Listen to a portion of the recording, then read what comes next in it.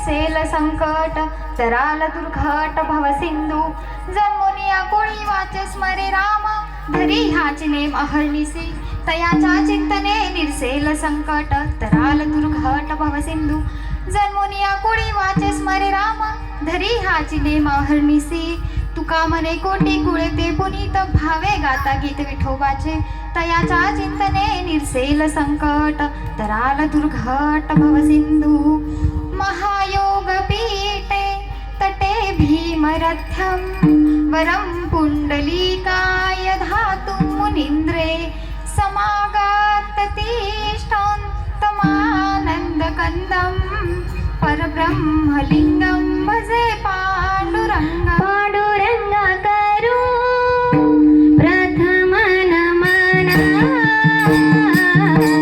पांडुरंगा करू प्रथम नमन सरचरण संततिया तू सरचरण संततिया त्यांच्या कृपादानी कथे विसारू त्यांच्या कृपादानी कथे विसारू गुरुवे नमः लोकाभिरामं रणरंगधीरं राजीवनेत्रं रघुवंशनाथं कारुण्यरूपं करुणाकरं श्रीरामचन्द्रं शरणं प्रपद्ये मनोजवं मारुततुल्यवेगं जितेन्द्रियं बुद्धिमतां वरिष्ठं वातात्मजं वानरयूथमुख्यं श्रीरामदूतं शरणं प्रपद्ये जिथे ज्ञान विज्ञान संजीव होते जिथे योग विद्येस सामर्थ्य येते जिथे मानवाला मिळे मोक्षदाता तुझ्या पाय ऋषी सदानंद माता जगत वंदनीय जगत माननीय वैराग्याची मूर्तिमंत पुतळे श्री संत देहू निवासी तुकाराम महाराज यांच्या गाथेतील भगवंताच्या नामाचं वर्णन करणारा हा अभंग विठ्ठल अत्यंत गरजेचा असतो आणि तो म्हणजे असा की गणेश जयंती निमित्ताने तुम्ही शिवमहापुराण कथा श्रवण करता. आज कथेचा 7वा दिवस, बरोबर ना? आज कथेचा पहिला दिवस वनिताताई गाप यांच्या मुखातून तुम्ही श्रवण करत आहात आणि कथेच्या पहिल्याच दिवसाची कीर्तनरूपी सेवा गणपती बाप्पाच्या कृपा आशीर्वादाने माझ्या वाटेला आली हे मी माझं परम भाग्य समजते आणि कीर्तनाला सुरुवात करते. विठ्ठल गाण्याच्या भेदांचं सुंदर गायन आहे. दिव्याताई आलेल्या आहे, विनेकरी बाबा, सर्वांना एकदा दंडवत, सर्वांना धन्यवाद आणि कीर्तनाला सुरुवात. विठ्ठल अभंगाचा भावार्थ पहा, नाही तर संपूर्ण कीर्तन तुम्हाला समजते, काय काय सांगितलं काय नाही सगळं समजते, पण अभंग कोणता होता आणि अभंगाचा अर्थ कोणता होता हे कळते का? नाही. तुकोबराय सांगतात, सारासार विचार करा उठा उठी नाम धरा कंठी विठोबाचे. सार काय आहे आणि असार काय आहे? आता सार म्हणजे काय, असार म्हणजे काय हे प्रत्येकाला कळते ना? तुम्ही सगळे माझ्यापेक्षा वयाने मोठे आहात, तुम्हाला सार म्हणजे काय असार म्हणजे काय? भगवंताचं नाव हे सार आहे. मग तुकोबराय सांगतात की बाबा ते सार असणारं नाव आपल्या कंठामध्ये धारण करा आणि ते धारण केल्यानं काय होईल? तयाच्या चिंतने निरसेल संकट तराल दुर्घट भवसिंधू. त्या भगवंताचं नाव जर तुम्ही घेतलं तर तुमच्यावर संकट येणार नाही आणि आलं तरी ते तुमचं निरसन करेल. मग देवाचं नाव घेतलं, माणसाच्या कुळाला आल्याच्या नंतर देवाचं नाव घेणं हे माणसाचं आद्य कर्तव्य असलं पाहिजे. जन्मोनी आपुळी वाचे स्मरे राम धरी हाची नेम अहर्निसी. त्या देवाचं नाव कंठाळ्यांचं आहे. त्या महाराष्ट्राच्या मातीमध्ये अनेक संत होऊन गेले. संत तुकाराम महाराज, संत ज्ञानेश्वर महाराज, संत नामदेव महाराज, संत एकनाथ महाराज, संत बहिणाबाई, मीराबाई, सोयराबाई असे अनेक संत होऊन गेले. आणि पहा, प्रत्येक संताचा अधिकार हा वेगळा आहे. प्रत्येक संताचं चरित्र हे आपल्याला काहीतरी नवीन शिकवून जाते. प्रत्येक संताचं चरित्र हे आणि ज्या महाराष्ट्राच्या मातीमध्ये हे संत जन्माला आले त्या महाराष्ट्राच्या मातीला सुद्धा म्हटलं जातं पवित्र ते कुळ आणि पावन तो देश जेथे हरीचे दास जन्म घेते. हे भूमी पवित्र आहे. इथे ज्ञानेश्वर महाराजांचा सगळ्यात महत्वाचा म्हणजे पहा, माऊली ज्ञानोबरायाचा अधिकार सांगेन मी तुम्हाला. माऊली ज्ञानोबरायाचा अधिकार, जर आता प्रत्येकाची श्रद्धा वेगळी आहे. माऊली ज्ञानोबरायाच्या समाधीवर जाऊन डोकं टेकवलं तर काय होते? ज्ञान होय मुडा अति मूर्खत्या दगडा. दगडालाही ज्ञान होता एवढा अधिकार माऊली ज्ञानोबरायांचा आहे. माऊली ज्ञानोबरायांनी काय केलं? ज्ञानेश्वरी सर्वसामान्यांना जगण्याकरता कशाची गरज आहे? महिला मंडळ, तुम्हाला स्वयंपाक करायचा आहे. स्वयंपाक करण्याकरता ज्ञान लागते की नाही? करत नसता का तुम्ही? बोलत जा. ऋषिका वेगळी आहे का तुमच्यासाठी? मी दररोज पाहता तुम्हाला मी ऋषिकाच आहे. बोलत जा. स्वयंपाक करण्याकरता ज्ञान लागते ना? हा, ते ज्ञान तुम्हाला कोणतंही काम असो ते करण्याकरता माणसाला ज्ञान लागते. म्हणून माऊली ज्ञानोबरायांना ज्ञानाचं दान दिलं. त्या माऊली ज्ञानोबरायाला म्हटलं जाते ज्ञानाचा सागर सखा माझा ज्ञानेश्वर. ज्ञानाचा सागर सखा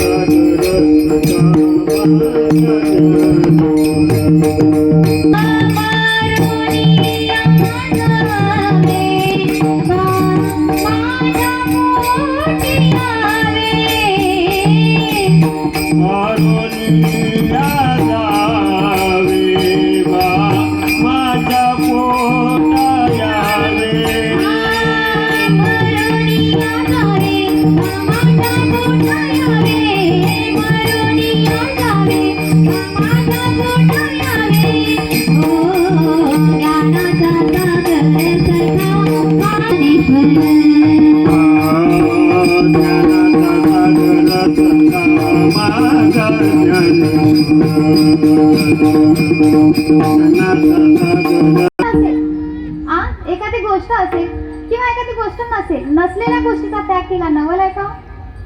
तुमचं लग्नच झालं नाही, संसाराचा त्याग केला नवल आहे का? पण तुकोबाराय असे होते ज्यांच्याकडे श्रीमंतीही होती आणि गरिबीही होती. हे दोन्ही त्यांनी पाहिलं, दोन्हीचा त्याग केला. तुकोबारायाने वैराग्य जगाला शिकवलं. तुकोबाराय भजन करायचे, हे लोकांना आवडत नव्हतं. तुकोबारायाने खूप नावं ठेवली, समाजाने खूप नावं ठेवली. पहा, कीर्तन करतात आणि कीर्तन करतात हे रामेश्वर भट्टांना आवडलं नाही. रामेश्वर भट्ट तुकोबारायांना भेटण्याकरता गेले. तुकोबाराय घरी नव्हते. त्यांच्या घरापर्यंत पोहोचले. घरी जाऊन विचारलं, तुकोबारायांचं घर हेच का? म्हणे हो, हेच घर. त्यांची पत्नी सांगितलं हो. मग तुकोबाराय आहेत कुठे? सांगितलं शौचाला गेले असं म्हटल्यानंतर ते म्हटले थोडा वेळ बसतो. पण तुकोबाराय आले नाही का? तर तिकडे भजनात तल्लीन झाले होते. तुकोबाराय आले नाही. आता हे रामेश्वर भट्टाला चांगलं कार्य बंद कसं पाडावं याच्यासाठी चांगले मार्ग असतात, हे की नाही बरं? असतात की नाही? तसं तुकोबारायांचं कार्य बंद पाडण्याकरता, भजन बंद पाडण्याकरता रामेश्वर भट्ट गेले. गेल्यानंतर पाहिलं की रस्त्यानं जात असताना आवाज यायचा, विठ्ठल श्री विठ्ठल श्री विठ्ठल. रामेश्वर भट्ट विचार करायला लागले, म्हणे एवढ्या घाणेरड्या जाग्यावर, एवढ्या घाणेरड्या रस्त्याने भगवंताचं भजन कोण करत असेल बरं? पाहिलं तुकोबाराय भजन करत होते. तुकोबाराय भजन करतात हे पाहिलं. रामेश्वर भट्ट जवळ गेले.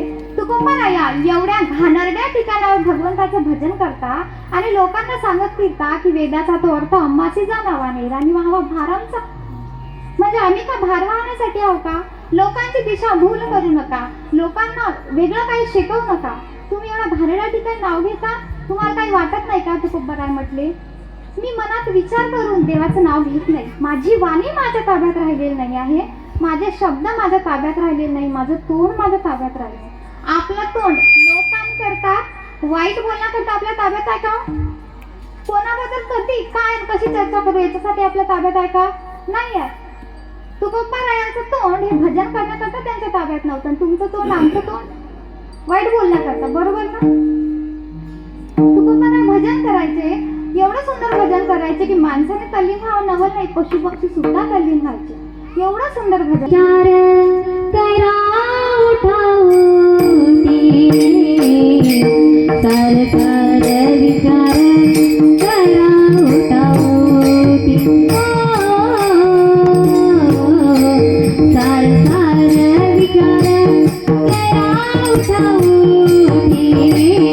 कंठी विठोबाचे सार काय असा का याचा विचार करा. माणसानं योग्य वेळेस योग्य विचार केला की जीवाचे हाल होत नाही. पहा, माणसाचा जन्म दोनदा होत असतो. कधी?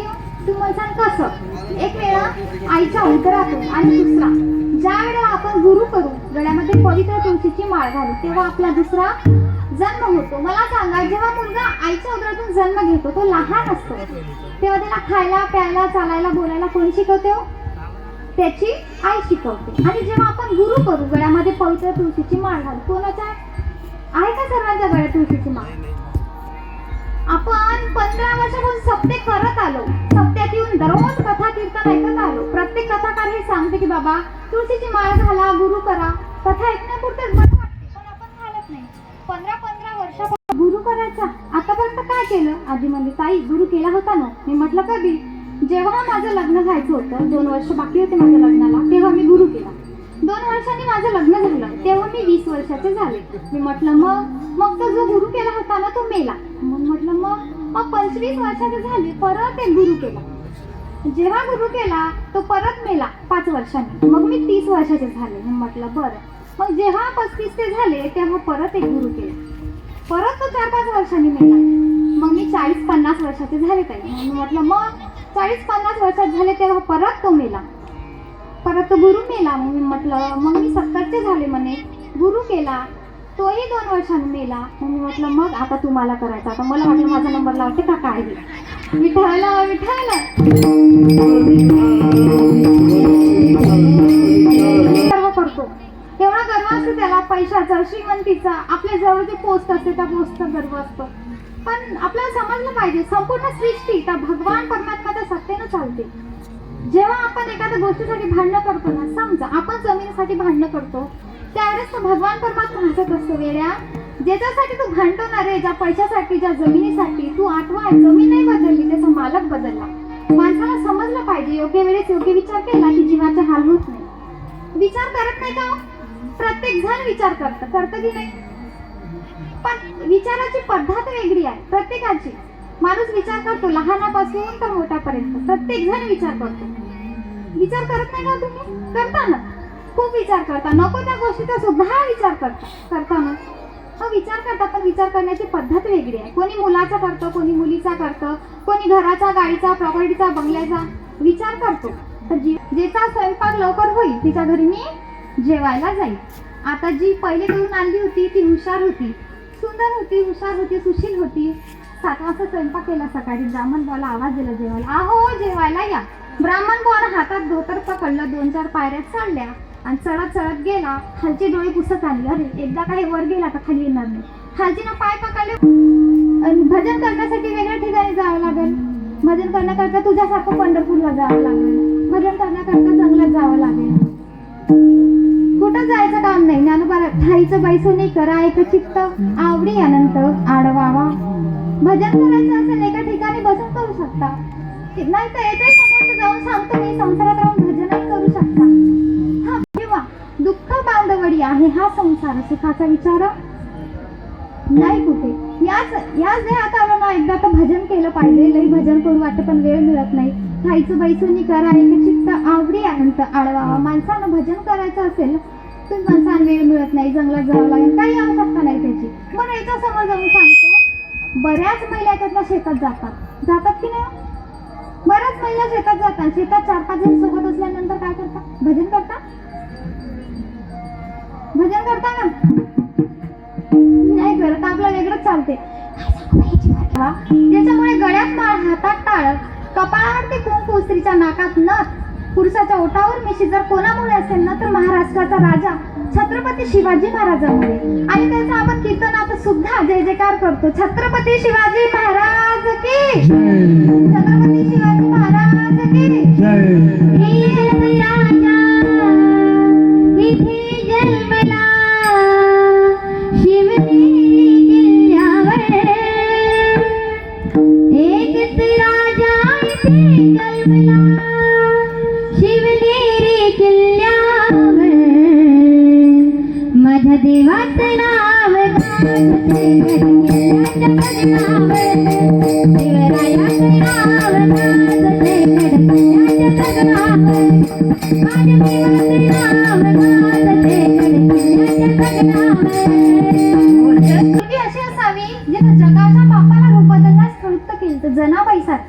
बहिणाबाई सारखी, मीराबाई सारखी मुलगी असावी. सकाळी जनाबाई उठायच्या, जात्यावर बसायच्या आणि जात्यावर बसत असताना ओव्या म्हणायच्या बसल्यानंतर दळण दळत असत. सुंदर माझे जाते ग फिरते बहुतेक मनानं, सुंदर माझे जाते ग फिरते बहुतेक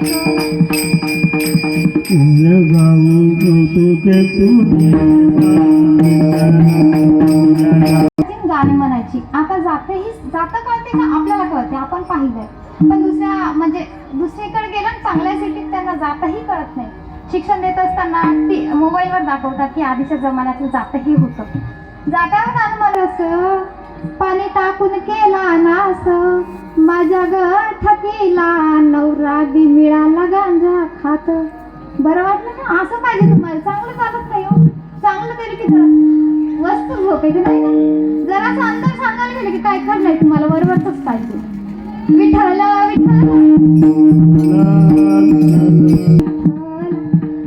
एरेमा विठ्ठला म्हटलं की जगाच्या बापानं विटेवर उडी मारावी आणि जनाबाई सोबत दळून दळू लागायला जायचं. असंच एकदा दळण दळण्याकरता भगवान पांडुरंग परमात्मा जनाबाईच्या झोपडीत गेले. कार्तिकचा महिना होता आणि कार्तिकेच्या महिन्यात काकडा चालू होता. वारकऱ्यांचा काकडा चालू होता. सुरू झाला काकडा. उठा पांडुरंगा प्रभात समयो पातळला, वैष्णवांचा मेळा गरुडा पायी दाटला, वाळवंटापासून महाद्वारापर्यंत सुरवराची दाटी उभी जोडून हात, शुकसनकादिक नारद तुंबर भक्ताच्या पोटी, कवाडा आडुनी पाहता ते जगजेती. आणि जसं कवाड उघडलं तसं भगवान परमात्मा या वारकऱ्यांना विटेवर दिसला नाही. आता वारकऱ्याचा अधिकार मोठा. देव कुठे गेला, देव कुठे गेला यांची चर्चा झाली. देव कुठे गेला पाहण्याकरता सगळीकडे गेले. देव होता जनाबाई सोबत दळण दळू लागत. जनाबाई जवळ गेला, ग जना तू जगाच्या बापाला का बोलवते? देवाला उद्यापासून बोलवायचं नाही. देवाला सांगण्यात आलं. देवा, वारकऱ्यांचा अधिकार मोठा. तो देवाला शिव्या सुद्धा दिलं तरी त्यांचं चालत होतं. आपल्याला नाही चालत. बरं, आपण देवाला चांगलंही बोलत नाही तर शिव्या कधी ऐकून तो आपलं सकाळी उठल्यानंतर ते गेले. पाहिलं म्हणे हे तर देव इथं करतो आम्ही. देवा तुला काही वाटते की नाही रे? आम्ही तुझ्यासाठी सकाळी उठतो, काकडा करतो, तुझ्या दरबार येतो, भजन करतो. आमच्या मुलं आम्हाला येऊ देत नाही. तुला काहीच वाटत नाही? चाल लवकर मंदिरात. हात धरला. देव गेला, विठ्ठल उभा राहिला. दुसऱ्या दिवशी परत सकाळ झाली, काकडा झाला. पाहिलं जगाचा मालक नव्हता. परत जनाबाईकडे गेलं आणि जनाबाईकडे गेल्याच्या नंतर पाहिलं जनाबाई दळण. देवा चला वापस. देव परत गेला. मला सांगायचं काय, मुलगी असावी जनाबाई सारखी जिने जगाच्या बापाला बाईचं रूप घेण्यास प्रवृत्त केलं होतं. कसं पहा, देव दिसत नाही. आता वारकऱ्यांनी जनाबाईला सुद्धा सांगितलं होतं की जना तू देवाला बोलवायचं नाही. जनाबाईने दुसऱ्या दिवशी दळण शांतच दळलं. एवढं शांत दळलं, काहीच बोलली नाही. पण देवाचे कान आतुर झाले होते जनाबाईचा आवाज ऐकण्याकरता. देव संध्याकाळी 4 वाजता जनाबाई गोऱ्या वेचायला जायची तेव्हा देव गेले. विचारलं, जना आज तू बोलवलं नाही ग? नाही देवा, मला कोणी काही बोलू दे, मला काही वाटत नाही रे, पण तुला कोणी बोलू नये असं मला वाटतं, म्हणून मी तुझं नावच घेतलं नाही. देवाला सांगितलं, जनाबाई तू मला अशा रूपात बोलव की मी माझे एक रूप कुठे विटेवर ठेवीन आणि दुसऱ्या रूपाने तुझ्या जवळ येईल. तू मला असं बोलव. दुसऱ्या दिवशी जनाबाई जात्यावर बसल्या आणि सांगायला ओव्या गायला सुरुवात केली. तर दुसऱ्या दिवशी जनाबाईनं एक विटाबाई माझी पंढरीची आई असं म्हटलं की जगाचा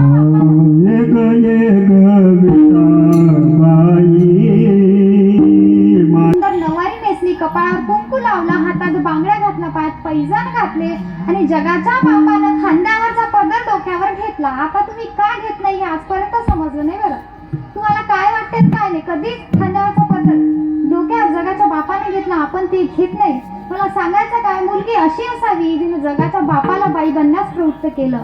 अशी मुलगी असावं. नाहीतर आपल्या मुली 10-12 वर्ग शिकल्या की त्यांना असं वाटते की माझ्या आईला काही कळत नाही, माझा बाप तर पागलच आहे. बरोबर ना? दिवस जनाबाई सारखी विठ्ठल विठ्ठल पहिले गावाला ताण देते, मग घराला ताण देते. मायबाप सांगून बेजार झाले की हे कशाला जन्माला आलं असं वाटतं. पहा, अशी असते काय काय लेकरं. आम्ही एका ठिकाणी कीर्तनाला गेलो. एका पोराला विचारलं, दादा कीर्तनाचा रस्ता कुठं आहे? ते लहान होतं 7वी-8वीतलं. ते म्हणे, ताई इथून सरळ जायचं, सरळ गेले की 3 रस्ते लागतील म्हणे. 3 रस्ते लागले. इकडच्या रस्त्यात नाही पडला ते इकडचा नाही पडला, सरळ जायचं. म्हटलं बरं. सरळ गेलं की 3 गल्ल्या लागतील म्हणे. 3 गल्ल्या लागल्या, अलीकडची गल्ली सोडायची, पलीकडची गल्ली सोडायची, सरळ जायचं. आणि तिथं गेले की 3 घरं लागतील म्हणे. अलीकडचं घर सोडायचं, पलीकडचं घर सोडायचं आणि सरळ घरात जायचं. आणि ज्या घरात गेले की तुम्हाला 3 रूमा लागतील म्हणे. अलीकडची रूम सोडायची, पलीकडची रूम सोडायची, मधातल्या रूममध्ये जायचं. आणि तिथे गेले की तुम्हाला एक कपाट मिळेल म्हणे. त्या कपाटात म्हणे 3 खाने सापडतील. ते जे अलीकडचा खाना सोडायचा, पलीकडचा खाना सोडायचा आणि मधातला खाना उघडायचा. आणि त्याच्यात माझ्या आईचा फोटो आहे. ताई, देवाची शपथ, आईची शपथ, मला रस्ताच माहित नाही.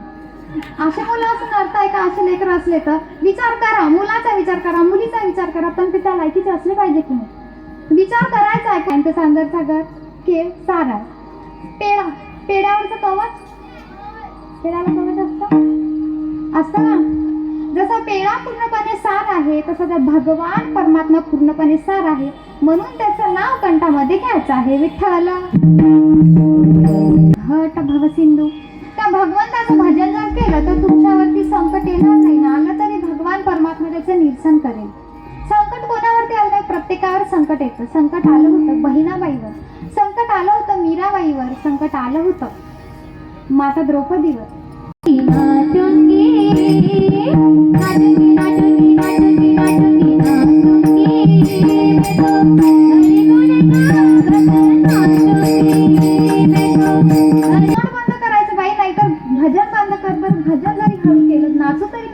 नाही, भजनही बंद होत नाही, नाचणंही बंद होत नाही.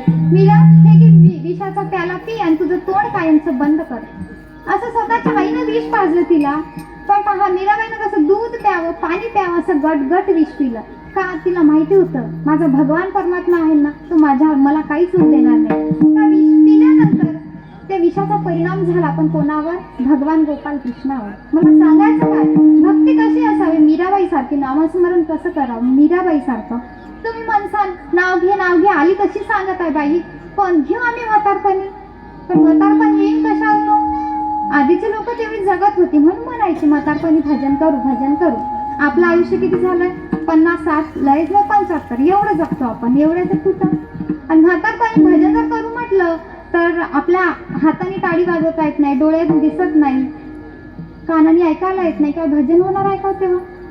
जोपर्यंत आहोत तरुण तोपर्यंत घ्यावा परमार्थ करून. पण तरुणाने जर परमार्थ केला तर म्हणजे आमच्यासारखे कीर्तन करायला लागले तर म्हणते एक तर याला नोकरी लागली नसेल, एक तर शाळेतलं काही येत नसेल.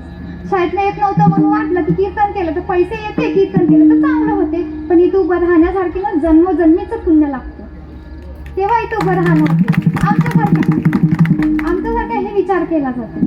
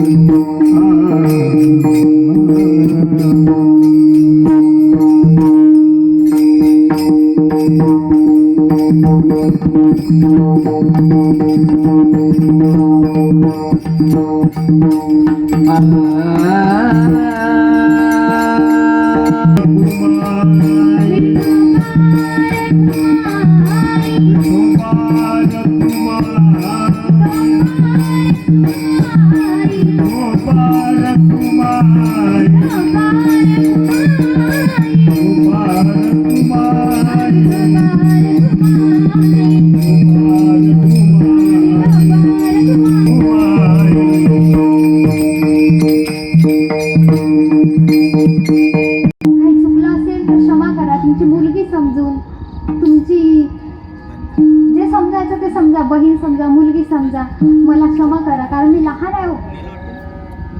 मी लहान आहे पण माझ्या जन्मभूमीत मला कीर्तन करण्याचं, जिथं मी बसून मागच्या वेळेस पण दुसऱ्यांचं कीर्तन ऐकायचे, आज मला तिथं कीर्तन करण्याचा योग मिळाला.